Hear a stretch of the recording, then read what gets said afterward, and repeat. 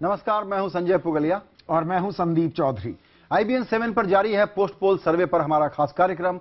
हम दिखा रहे हैं वोटरों के अलग अलग तबके और इलाके का क्या मिजाज रहा। पिछले 1.5 घंटे में आपने देखा कि मुसलमान वोटरों का क्या ट्रेंड था इस बार, ग्रामीण और शहरी वोटरों की क्या पसंद रही। आपने यह भी देखा कि आखिर देश के जवान लोग जो हैं वो किसको इस बार पसंद कर रहे हैं। अब बारी है दक्षिण की और सवाल है कि क्या दक्षिण में बीजेपी की स्वीकार्यता बढ़ी है। क्या बीजेपी दक्षिण में पिछली बार से ज्यादा वोट हासिल करती हुई दिख रही है। कह रहे हैं सर्वे के नतीजे, अब की बार बन सकती है मोदी की सरकार। लेकिन कैसे, कहां और किस तरह? मोदी को किस राज्य, किस क्षेत्र से मिले कितने वोट? कहां बीजेपी के कमल ने लगाई सेंध? उत्तर भारत में अगर चल रही थी मोदी की लहर, तो क्या दक्षिण में भी मोदी लगा पाए क्षेत्रीय पार्टियों के वोट बैंक में सेंध? तमिलनाडु में कैसा रहा बीजेपी का प्रदर्शन? कर्नाटक में क्या रहा वोटरों का रुख? तो केरल में क्या मोदी की रैलियों का हुआ कुछ असर? IBN 7 पर इलेक्शन प्राइम में अब देखिए, क्या दक्षिण भारत ने भी खोले मोदी के लिए द्वार? और दक्षिण भारत का तो हाल दिखाएंगे, लेकिन उससे पहले पूरे देश का अलग अलग इलाकों में आपको लिए चलते हैं। देश के किस हिस्से के वोटरों ने किसे मत दिया। सर्वे के मुताबिक उत्तर भारत में 39% बीजेपी के समर्थन में और 3% लोग बीजेपी के सहयोगी दलों के समर्थन में। अगर आप थोड़ा सा ध्यान देंगे, जितने आंकड़े हमने दिखाए हैं अभी तक, अमूमन बीजेपी और उनके सहयोगी दलों का आंकड़ा 40% को पार करता दिख रहा है। वहीं कांग्रेस को 20% और उसके सहयोगियों को 1% वोटरों ने अपनी पसंद बताया। जबकि अगर हम पश्चिम भारत की यानी कि वेस्ट इंडिया और मध्य भारत, सेंट्रल इंडिया की बात करें, यहां 47% बीजेपी के साथ है और 8% बीजेपी के सहयोगी दलों के साथ है। ये सुनामी है। उधर कांग्रेस को 29% और उसके सहयोगी दलों को 6% वोटरों ने अपनी पहली पसंद बताया। और अब दक्षिण भारत, क्या यहां पर कुछ फुटप्रिंट्स हैं या साउथ ईस्ट में सूखा ही पड़ा है, इस पर नजर डाल लेते हैं। दक्षिण भारत में बीजेपी को 16% और उसके सहयोगी दलों को 13% वोटर अपनी पसंद मानते हैं। वहीं कांग्रेस को 23% और उसके सहयोगी दलों को 1% वोटर वोट दे रहे हैं। संजय जी, ये आंकड़े जिस बात को हम लोग पहले भी करते रहे हैं, संजय जी आप थोड़ा उसका विस्तार करिए कि एक यूनिफॉर्म लहर तो बीजेपी की नहीं है, क्योंकि ऐसी मौजूदगी भी नहीं थी। इसको कितना लिमिटेड माना जाए या इसको फेनोमेनल माना जाए?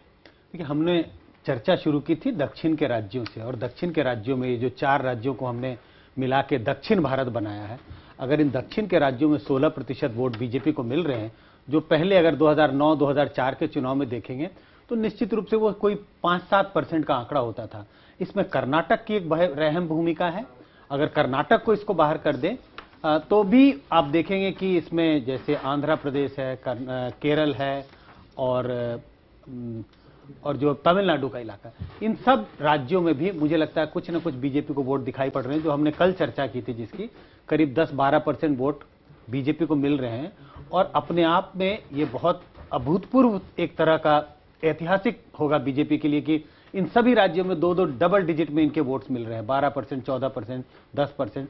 हालांकि ये शायद सीटों में तब्दील नहीं हो पाएंगे। हाँ, वही सवाल, ये सीटों में शायद तब्दील नहीं हो पाएंगे कई राज्यों में, लेकिन फिर भी कम से कम बीजेपी एक नेशनल पार्टी की इमेज बनाने में मुझे लगता है पहली बार बीजेपी अपना फुटप्रिंट, जिसको हम नॉर्थ की पार्टी कहते थे, बढ़ा करके वहां पर पैन इंडिया पार्टी बनने की कगार पर पहुंच गई है कि नहीं? बिल्कुल बिल्कुल। अगर कोई पार्टी 8-10% वोट लगभग देश के कई राज्यों में ले पा रही है, और उन राज्यों में जहां वो पहले बिल्कुल नदारद थी, और उन राज्यों में भी अगर उनको 10% वोट मिल रहे हैं, तो मुझे लगता है कि अब हमें अब स्वीकार कर लेना होगा, अगर ऐसा होता है कि भाई बीजेपी एक नेशनल पार्टी हो गई है। नेशनल पार्टी हो गई। और राम, अगर एक क्विक कमेंट आप दें, टीडीपी के साथ गठबंधन किया, एक रेनबो कोalition है तमिलनाडु में, ये सही रणनीति है? ये उसका स्पिलओवर हमें दिख रहा है वोट परसेंटेजेस में जो बीजेपी को भी मिल रहे हैं? संदीप, मैंने इतने सालों में से जो देखा है, बीजेपी ने कभी दक्षिण में कोई अटेम्प्ट ही नहीं की हम कोई कोalition बनाएं, कुछ कोशिश करें कि कुछ हमारा वोट शायद यहाँ शुरू हो, बढ़े और कहीं पहुंचे। वो नहीं हुआ। मेरे ख्याल में मैं तो क्रेडिट नरेंद्र मोदी साहब को दूंगा कि उन्होंने ये शुरुआत तो की कि यहाँ पर हमारा फुटप्रिंट बने और हम कुछ इसको आगे बढ़ाएं। मेरे ख्याल में अगर वो येडियुरप्पा साहब को उनकी बदौलत बीजेपी में नहीं लाते, तो जो सीटें उनको कर्नाटका में मिल रही हैं वो नहीं मिलती। दूसरी बात यह है कि आप इसको रेनबो कोalition कर लीजिए, छोटे छोटे पार्टीज हैं तमिलनाडु में, किसी को 1% वोट मिल रहा है और सबसे ज्यादा विजयकांत जो फिल्म स्टार है उसकी पार्टी को 10% वोट शेयर है। अब ये कुछ भी ले ले, कुछ एक भी सीट ले ले आपस में, 4-5 लोग हैं तो 4 सीट तो बन गए। बीजेपी को शायद ही ना मिले, बट बीजेपी की वोट शेयर तो बढ़ेगी। जी संदीप, एक और बहुत इंटरेस्टिंग बात है इसमें कि इलाकाई प्रसार को अगर आप देखें तो एक तरफ बिल्कुल विकसित राज्य में भी पूरा इनको समर्थन मिल रहा है और दूसरी तरफ पिछड़े राज्यों में भी पूरा समर्थन मिल रहा है। ये क्या फैक्टर है जो दोनों को जोड़ रहा है? नहीं, बात उठी थी असल में कि क्या बीजेपी नेशनल पार्टी बन रही है। शायद बीजेपी नेशनल पार्टी अभी नहीं बन रही है। नरेंद्र मोदी जरूर नेशनल फिगर बन के उभरे हैं, क्योंकि ज्यादातर जगह जहां पे बीजेपी की कोई बेस नहीं थी, वहां पे जो दक्षिण में जो वोट बीजेपी की तरफ आ रहा है, कर्नाटका में जैसे वापसी हुई है, ये बेसिकली मोदी की पर्सनल कैरिस्मा और उनकी पर्सनल इनिशिएटिव की वजह से। बिल्कुल। तो अगर इसको बीजेपी की परमानेंट सपोर्ट में कन्वर्ट होना है तो थोड़ा 1-2 और चुनाव देखना पड़ेगा।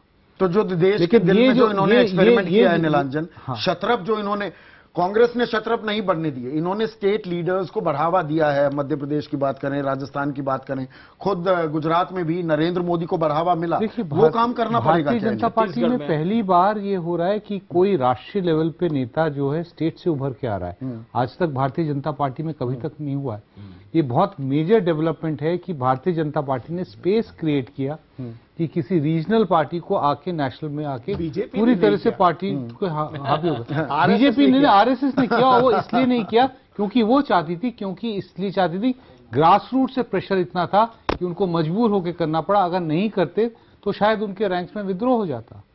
तो ये चुनाव जो है, जिस तरह की फुटप्रिंट नजर आ रही है, वो किसी एक पार्टी या किसी एक अलायंस ग्रुप की नहीं है, लेकिन वर्चुअल जो सिग्नेचर है इसमें नरेंद्र मोदी का। लेकिन मेरा सवाल वही है कि एकदम डेवलप्ड राज्य और एकदम पिछड़े राज्य, दोनों में एक सेंटीमेंट कैसे है? इसकी वजह यही है, वो जो आपने कहा कि मोदी की जो पर्सोना है अपना, और ये उनको ठीक है, वहां उनको एक मौका दिया गया, लेकिन मौका उन्होंने हासिल किया। मुझे नहीं लगता कि उनको प्लेटर पे दे दिया, उनको जद्दोजहद करके लेना पड़ा। और वो उन्होंने, वो जो कहते हैं 56 इंच के सीने की बात, ये डंके की चोट पे उन्होंने लिया। और उसको एस्टैब्लिश करने के लिए जिस तरह से उन्होंने कैंपेन चलाया, सिंगल हैंडेडली 466 रैलियां करके, जो मेरे ख्याल अनप्रेसिडेंटेड है। किसी भी नेशनल लीडर ने, उस जमाने में पहले तो इतने वो भी नहीं होते थे, साधन नहीं होते थे, इस तरह का कैंपेन कभी हिंदुस्तान में देखा नहीं गया। बिल्कुल। और ये कहते हैं कि ओबामा वाली बात जो आप कह रहे थे, ये अभी किसी ने एक आर्टिकल भी लिखा है उसमें कि ओबामा के जो चीफ कैंपेनर था, उसकी जो बुक आई है, ऐसा लगता है कि मोदी का कैंपेन लाइन बाय लाइन उसमें पलटकर हम ये कह सकते हैं, राहुल गांधी के पास भी पूरा मौका था, मौके का उन्होंने फायदा नहीं उठाया, मौके पर चौका नहीं लगाया। लेकिन देश के दिल की बात करें, मध्य प्रदेश के आंकड़े बड़े दिलचस्प हैं अजय। 50% से भी ज्यादा जा रहा है, अगर सहयोगियों को भी जोड़ दें। दिल बहुत दुरुस्त है, दिल मजबूत है बीजेपी का, ये कहना ठीक होगा क्या? हाँ, बिल्कुल सही है। अगर आप देखें तो स्टेट असेंबली में भी जो रिजल्ट्स आए थे, उसमें तो साफ नजर आ रहा था कि काफी स्ट्रांग है। तो अगर इस समय भी आप देखें तो जो आंकड़े हैं, नहीं, मैं ये सवाल जानबूझकर आपसे पूछा अजय, वो इसलिए कि खबरें ये भी हैं, जानने वाले ये कहते हैं कि 29 सीटें हैं अगर मध्य प्रदेश में, कम से कम 10 सीटों पर बड़े ही कमजोर, बड़े ही लचर उम्मीदवार खड़े किए। वो 160 क्लब की जो हम कल बात कर रहे थे, शिवराज सिंह चौहान ने, लेकिन यहां पर वोट प्रतिशत कुछ और कह रहा है। वो एमपी में ही नहीं हुआ है, और भी जगह हुआ है, राजस्थान में हुआ है, यूपी में भी हुआ है। यूपी में भी ये चीजें आ रही थी कि इस तरह से हुआ है। लेकिन दिक्कत यह है कि इसमें सिर्फ एक आदमी का नाम चल रहा है। तो अगर उनके नाम की बात आप लें तो वीक भी लोग होते हैं तो जीत जाते हैं। वो हमेशा ये कहा गया कि ये वोट जो है आपका, ये वोट मोदी को प्रधानमंत्री बनाने के लिए, ये सोच के दीजिए। हर जगह ये क्या। दक्षिण की हम बात करते हैं, थोड़ा हम दक्षिण पर कम तवज्जो देते हैं। दक्षिण की बात करें तो IBN 7 के लिए CSDS के सर्वे के मुताबिक तमिलनाडु में बीजेपी गठजोड़ को, जो बात हम राम साहब के साथ डिस्कस कर रहे थे, 16% लोग अपनी पसंद मानते हैं, कांग्रेस 9%, अन्ना द्रमुक 39% और DMK गठबंधन 26% वोटरों की पहली पसंद है। जी संजय, मेरा सवाल यह है कि क्या बहुत समय तक गठजोड़ युग चलने के बाद, कोएलिशन इरा चलने के बाद, क्या इस बात की संभावना बनी है कि उस थ्रेशहोल्ड पर एक नेशनल पार्टी आ गई है जहां से उसका प्रसार होने की ज्यादा संभावना है, या अभी भी रीजनल पार्टियों का दबदबा करीब करीब जैसा इक्विलिब्रियम बना हुआ है वैसा ही रहने वाला है। नीलांजन, वो रहेगा। आप अगर आंकड़े देखें पिछले 20 साल में जो दो सबसे लार्जेस्ट पार्टीज होते थे, इनका टोटल जो है 300 से लेके 320 के बीच में ही रहता था। अगर ये सर्वे यही अगर वर्डिक्ट जाके बदलता है तो ये टोटल में कुछ खास बदल नहीं आता है। तो उसका मतलब है कि एक 230 से 240 के करीब का जो ग्रुप है वो रीजनल पार्टीज, छोटे पार्टीज, कम्युनिस्ट पार्टीज, जो कि बेसिकली वो भी रीजनल पार्टीज के तौर पे ही फंक्शन करते हैं। अकेले नेशनल पार्टी के बूते दिल्ली अभी दूर है के लिए। रामचंद्र, बिल्कुल दूर है। मेरे ख्याल में ये कोई आसान काम नहीं होगा कि कोई भी मेजर राजनीतिक दल अपने बलबूते पे मेजॉरिटी लेके आ जाए। आप भी ये राय रखते हैं? मुझे लगता है कि ये beginning of a new trend है और ये हम उस तरफ बढ़ चुके हैं जी कि रीजनल पार्टी से लोग तंग आ चुके हैं। लोगों को लगता है कि रीजनल पार्टीज उस टाइप की गुड गवर्नेंस नहीं प्रोवाइड कर पाई। मुझे लगता है एक ट्रेंड शुरुआत हो गई है और ये आगे चल के और फर्दर बढ़ेगा। ये एक अगला बड़ा द्वंद्व शुरू हो रहा है। बिल्कुल बिल्कुल। तो छोटे दल क्या बेईमानी हो जाएंगे, ये भी चर्चा का विषय है। लेकिन इसमें एक और पहलू ये भी है कि क्या कांग्रेस पार्टी कहीं डिसइंटीग्रेट तो नहीं कर जाएगी? अगर 100 से कम के आंकड़े पर आती है और उनकी हालत बहुत पतली हो जाती है, तो कांग्रेस जो दरअसल सही मायने में नेशनल पार्टी है, क्या उसका वजूद कायम रहेगा? ब्रेक के बाद चर्चा जारी।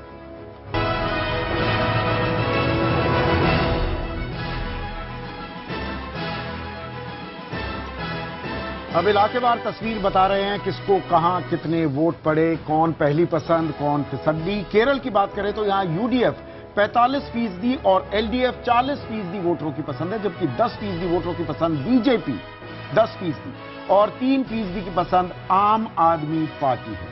और कर्नाटक का रुख करें, सर्वे के मुताबिक कर्नाटक के 43% वोटरों ने कांग्रेस को अपनी पसंद माना है और बीजेपी यहां दूसरे नंबर पर है। एक इलाका जहां पर कांग्रेस के लिए खुशखबरी है, 38% ने बीजेपी को और 14% वोटरों ने जेडीएस को अपनी पसंद बताया। और लगातार हम जब ये चर्चा करते हैं संजय, तो राम साहब का मानना यह है कि येदियुरप्पा को जो ले आए नरेंद्र मोदी, उसका असर दिखा है। वो असर दिख रहा है? आपके आंकड़े यही बात कह रहे हैं?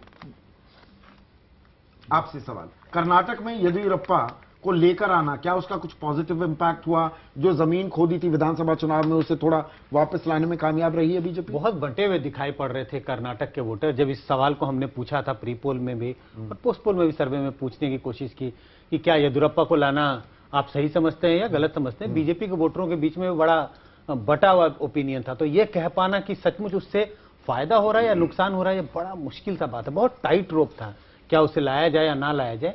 और तो जहां विधानसभा में सफाया हुआ, उसके बावजूद 5% का अंतर, क्या फिर हम ये कहें कि कर्नाटक में भी दरअसल मोदी फैक्टर ने काम किया? कुल मिला के मुझे लगता है येदियुरप्पा के लाने का कांग्रेस बीजेपी को कुछ फायदा दिखाई पड़ता है। हालांकि वो कर्नाटक में उतना एग्रेसिव कैंपेन कांग्रेस के खिलाफ नहीं चला पाए करप्शन और इसके मामले में, लेकिन येदियुरप्पा के वापसी से जो लिंगायत वोट जो इकट्ठा हो रहा है बीजेपी की तरफ, उससे उसका फायदा दिखाई पड़ रहा है और बीजेपी कुछ सीटें वहां निकाल पाए। तो संजय, बड़ी तस्वीर क्या दिखती है अगर आप हेडलाइन दें, इलाकेवार जो हमने पसंद नापसंद बताई, बड़ी तस्वीर क्या? मुझे लगता है कि बीजेपी के लिए सबसे बड़ा ब्रेक थ्रू यह है कि वो पहली बार लिमिटेड फुटप्रिंट की पार्टी से बढ़कर के पैन इंडिया पार्टी होने की तरफ एक सिग्निफिकेंट सफलता उसको मिली है, पहली बात। और दूसरी बात, मोदी की निजी लोकप्रियता के कारण बाकी इलाकों में जहां पहले थे और कमजोर हो गए थे, यूपी जैसे इलाके में बिल्कुल ही अभूतपूर्व बढ़त मिली है इनको। इलाकाई तस्वीर तो यही है। बिल्कुल, एक छोटा सा ब्रेक लेंगे, ब्रेक के बाद भी चर्चा जारी रहेगी, कुछ और नए आंकड़े लेकर विश्लेषण करेंगे।